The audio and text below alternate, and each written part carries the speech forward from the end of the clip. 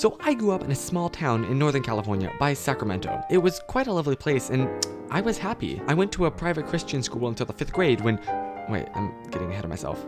So the classes were pretty small, so I basically stayed with the same group of kids for my entire childhood. My best friends and I would actually all get crushes on the same girls, like Justina and Bryn. But I've talked about Bryn before. Actually, one of my best friends, well, I'm not sure why his mom continued to let that poor kid around me.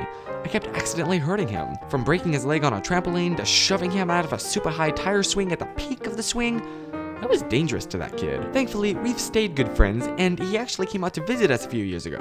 Once again, I'm getting ahead of myself. Anyway, in 2005, some of our friends were considering moving out to a far-off mystical land called North Carolina, and invited my parents with them as they flew out there to look for a house. Well, as it turns out, my parents fell madly in love with NC, so we packed our bags and made the drive across America. We stayed for a year in a spider-infested apartment before settling into our first house.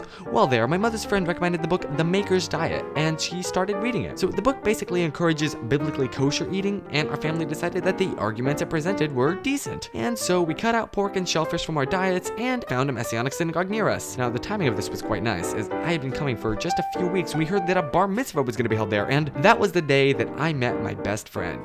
One thing led to another, and now I wear tzitzit, a kippah, and we are officially Messianic. Woohoo! Oh, and also we moved closer to the synagogue. So around that time, I started making some short, silly videos for my close friends, a Messianic version of Messy Mondays from Blimey Cow called Messianic Mondays. Well, I eventually got the courage to switch the spelling since it turns out the former is a derogatory term. Oopsies. And decided to make them public a little over a year later, and here I am, still learning, still making videos, and loving my life.